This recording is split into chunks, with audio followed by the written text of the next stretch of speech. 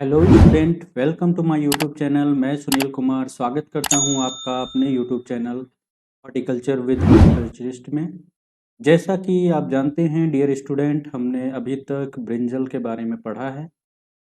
इस जितना भी चीज़ हमने अभी तक ब्रिंजल में पढ़ा है उसी क्रम में हम अब आगे पढ़ने वाले हैं।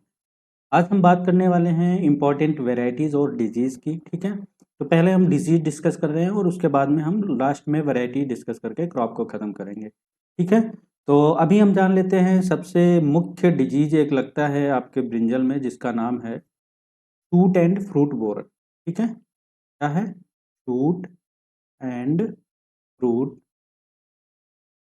Borer of brinjal. ठीक है, fruit shoot and fruit borer of brinjal. ठीक है, तो ये आपसे कई बार पूछा गया है एग्जाम पे। क्या है ये? तो इसका आपका जो आपका कॉजल ऑर्गेनिज्म है, कॉजल ऑर्गेनिज्म, ठीक है, ये कई बार पूछा गया है एग्जाम में। ठीक है, इसका जो कॉजल ऑर्गेनिज्म है वो है ल्यूसियोनॉइड्स, ल्यूसियोनॉइड्स। ठीक है, अर्बोनेलिस, अर्बोनेलिस। ठीक है, तो ये आपका क्या है? आपका कॉजल ऑर्गेनिज्म है किसका?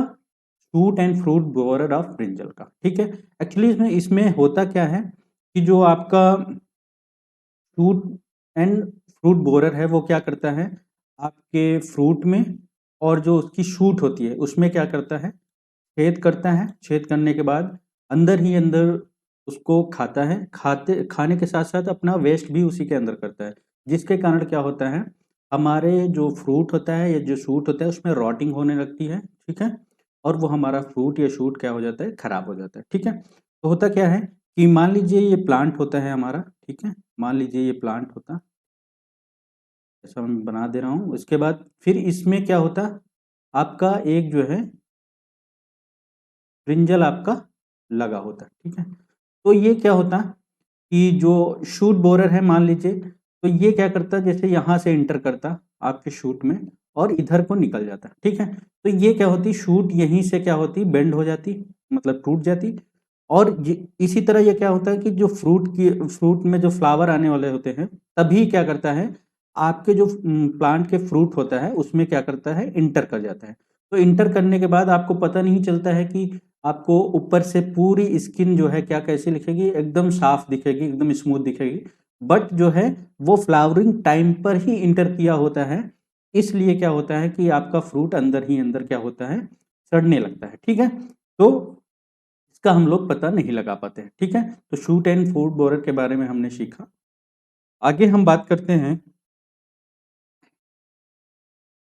लिटिल लीफ ऑफ ब्रिंजल, जो कई बार आपके एग्जाम में पूछा जाता है। क्या?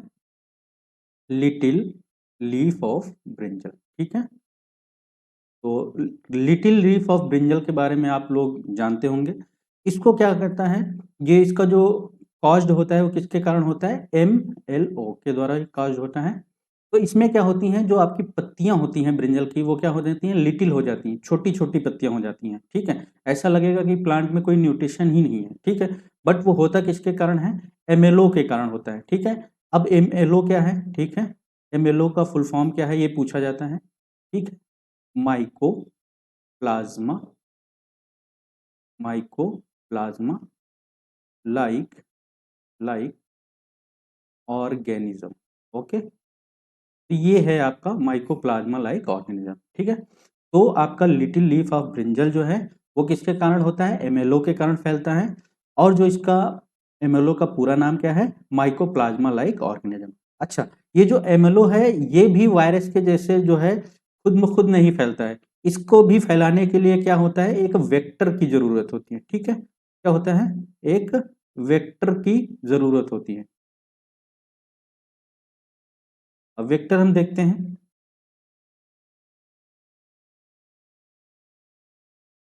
वेक्टर की इसमें एक ज़रूरत होती है। अब वो वेक्टर क्या है, ये कई बार आपके आपसे पूछा गया है। तो क्या है? Leaf hopper. ठीक है, क्या है वेक्टर आपका? Leaf hopper.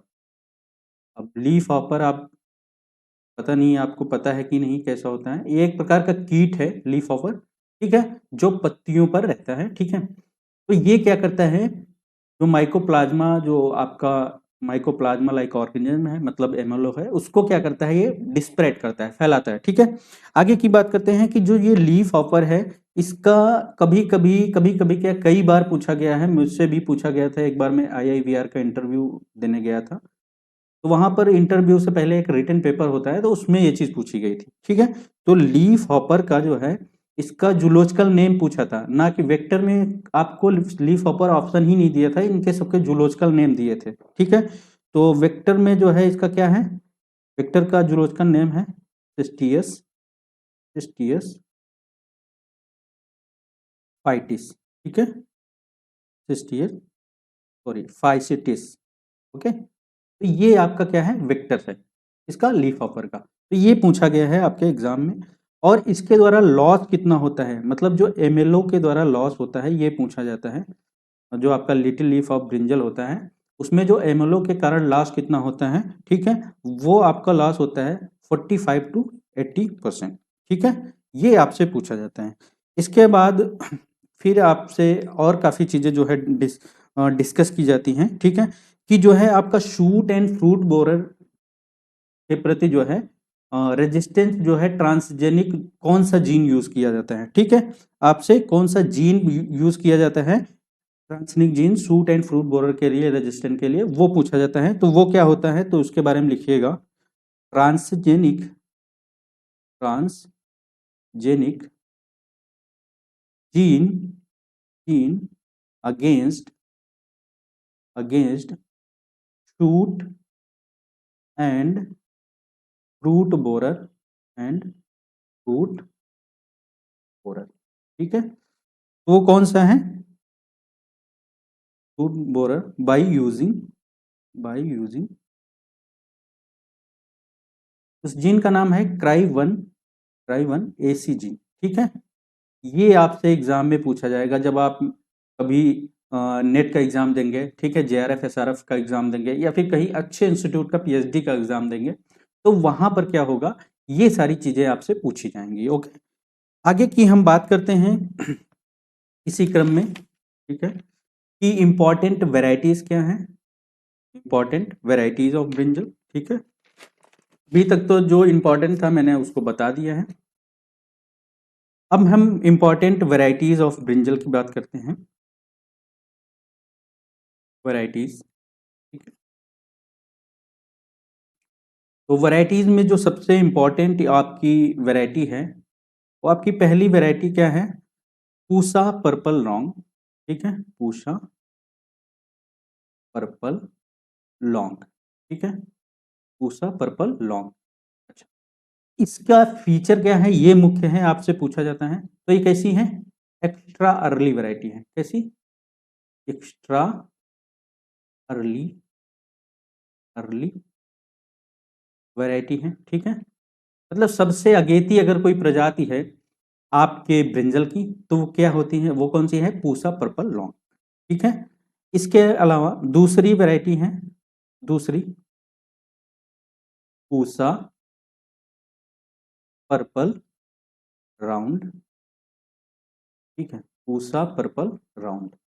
ये आपसे वैरायटी पूछी जा सकती है।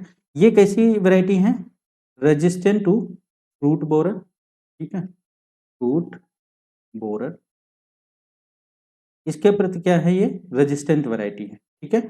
आगे की हम बात करते हैं कि और कौन कौन सी वैरायटीज हैं जो आपके लिए इंपॉर्टेंट है, ठीक है। तो एक और अगली वैरायटी है जिसका नाम है Pusa purple cluster, Pusa purple cluster, ठीक है, पूसा पर्पल क्लस्टर। ये क्या है, रेजिस्टेंट टू, इसका फीचर क्या है, resistant to little leaf, resistant to little leaf and bacterial blight, ठीक है, एंड बैक्टीरियल बिल्ड, ठीक है। ये वैरायटी आपकी बहुत इंपॉर्टेंट वैरायटी है। ये चारों वैरायटी जो अभी तक मैंने बताई हैं, ये बहुत ही इंपॉर्टेंट वैरायटी हैं, एक तो Pusa purple round, Pusa purple long, Pusa purple cluster. ये 3 तो आपकी बहुत ही मुख्य वैरायटी हैं, इनको आप हमेशा रट के रखेंगे।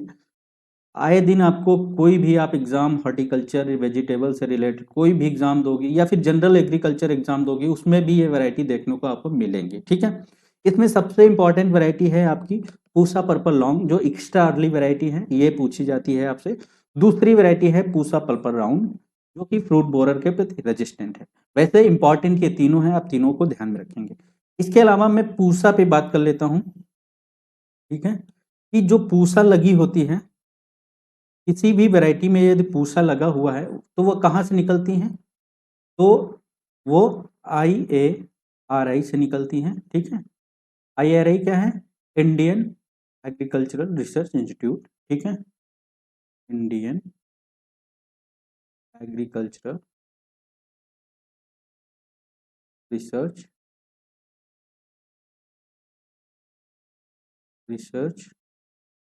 इंस्टीट्यूट, ठीक है, इंस्टीट्यूट, ठीक है।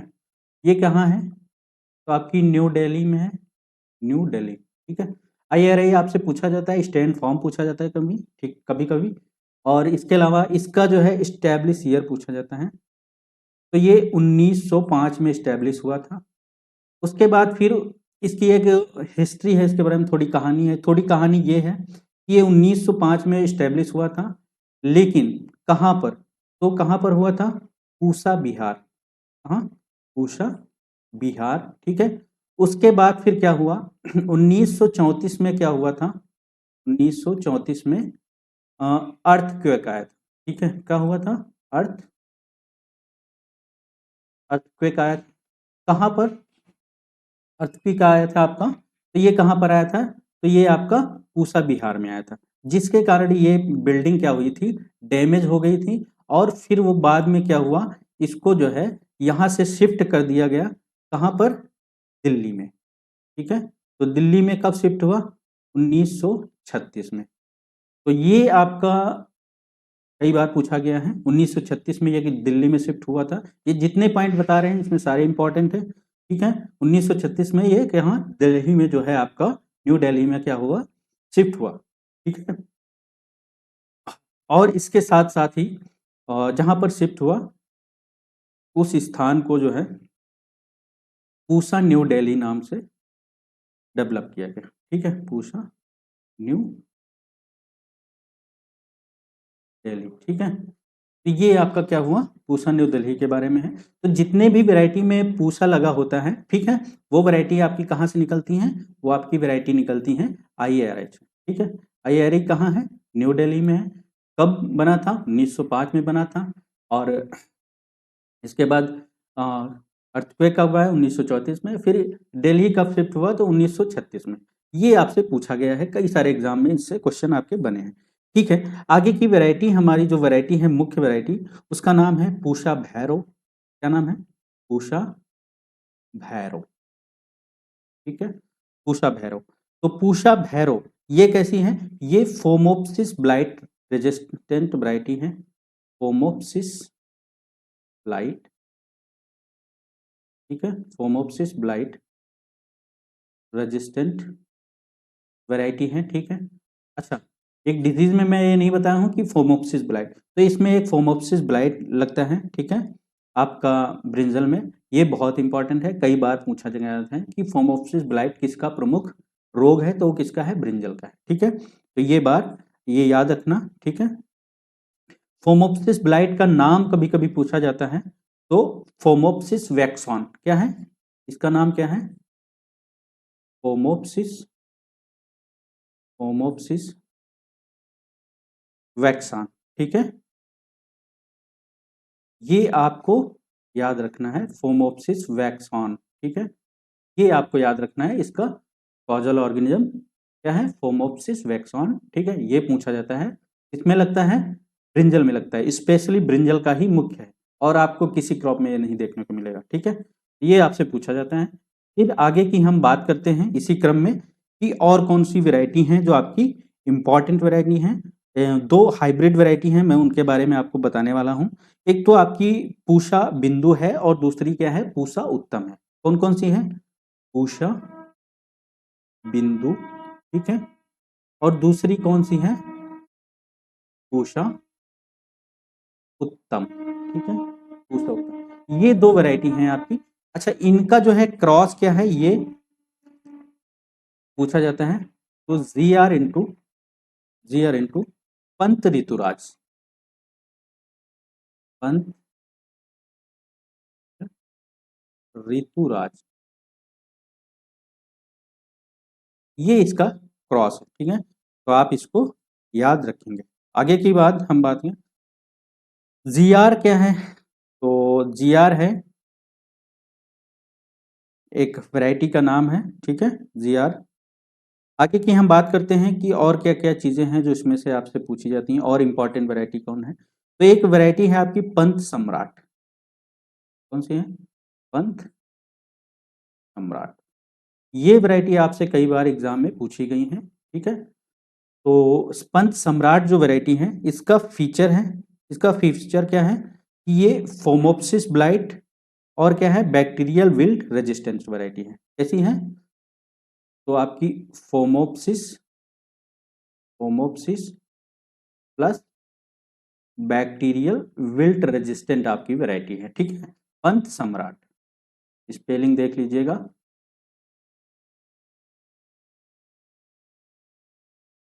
पंत सम्राट, ओके। तो ये जो है आपकी phomopsis plus bacterial wilt resistant variety है, ये भी कई बार आपसे पूछी गई है, ठीक है। फिर एक और वैरायटी है जो कई बार आपके एग्जाम में देखने को मिली है, उसका नाम मैं बता दे रहा हूं, एफिड रेजिस्टेंट वैरायटी है। ये आपसे पूछी गई है आपके एग्जाम में कई बार, एफिड रेजिस्टेंट वैरायटी, ठीक है, रेजिस्टेंट वैरायटी का नाम, इसका नाम है रेजिस्टेंट वैरायटी का अन्ना मलाई। क्या नाम है इसका, अन्ना,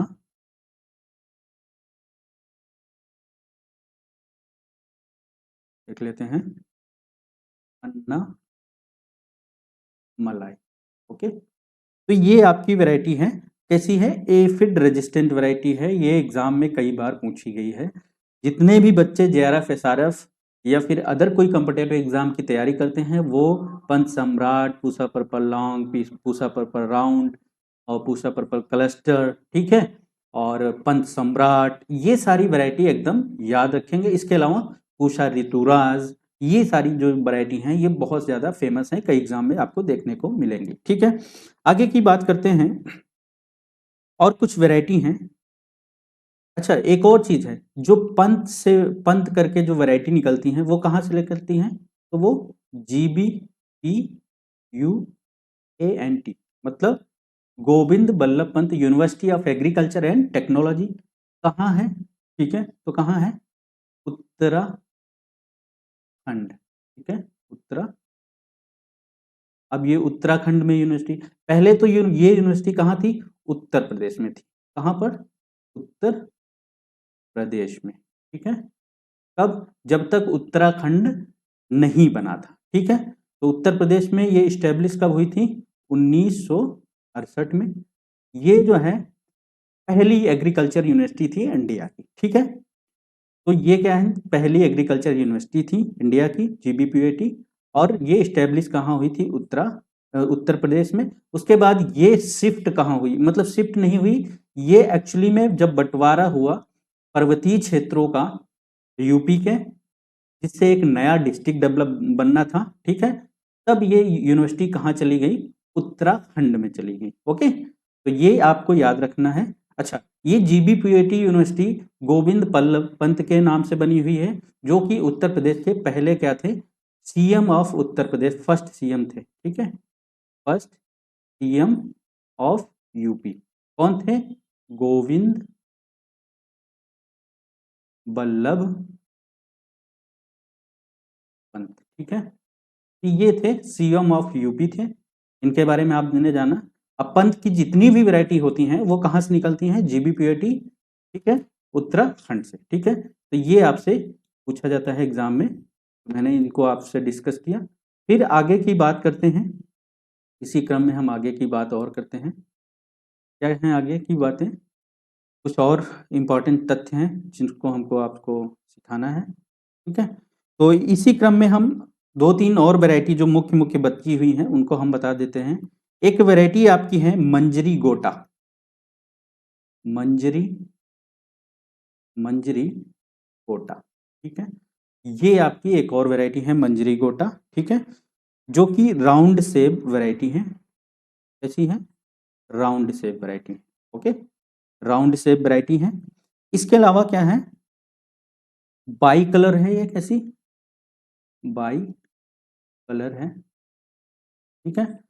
प्लस इसके साथ क्या है, resistant to leaf, resistant to little leaf, ठीक है। ये इसका फीचर है। क्या है, मंजरी गोटा जो वैरायटी राउंड वैरायटी है, bicolour, resistant to little leaf, ठीक है।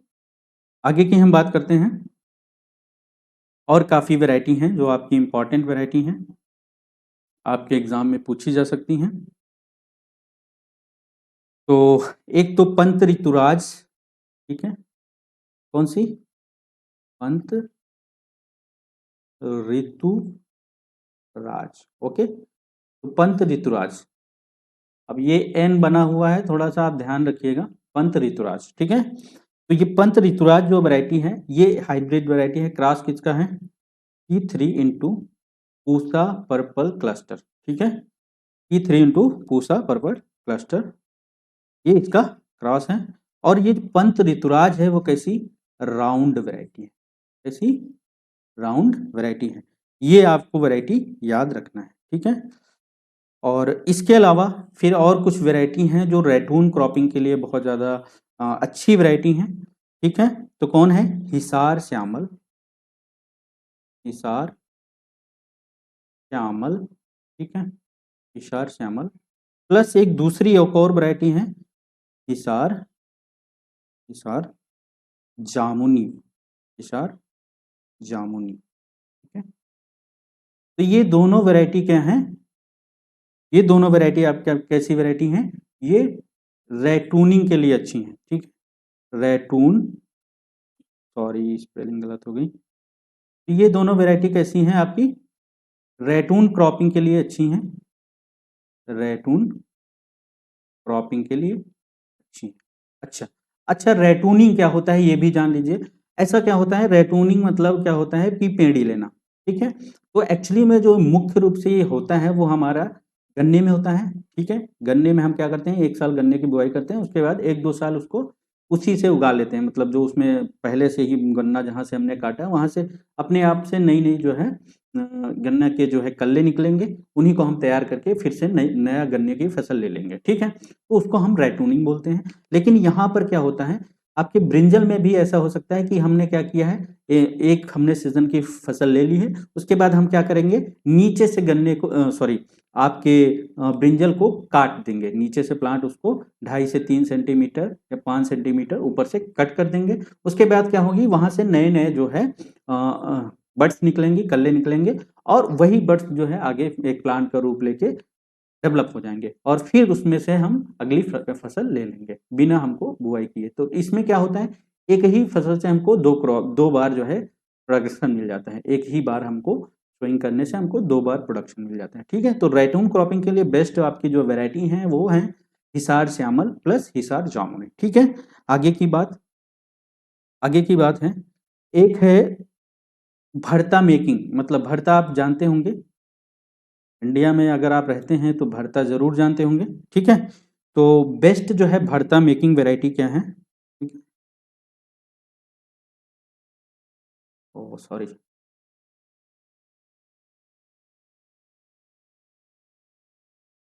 कैसी, भरता मेकिंग वैरायटी, तो ये कौन सी है, ये आपकी वैरायटी है दूधिया, ठीक है, दूधिया एक वैरायटी है, ये आपकी कैसी भरता मेकिंग वैरायटी है, ठीक है। आगे भरता मतलब चोखा, ठीक है। इसके बाद है soft to joint and easy to harvest. एक वैरायटी है जो बहुत ऐसे छू लीजिए, बस ट्विस्ट कर दीजिए छू के, बस वो टूट जाती है, ठीक है। तो वो ऐसी कौन सी वैरायटी है, देख लेते हैं। Soft joint and easy to harvest, easy to harvest. तो ये ऐसी कौन सी वैरायटी है, ये पूछा जाता है। तो ये आपकी वैरायटी कैसी है, soft join and easy to harvest.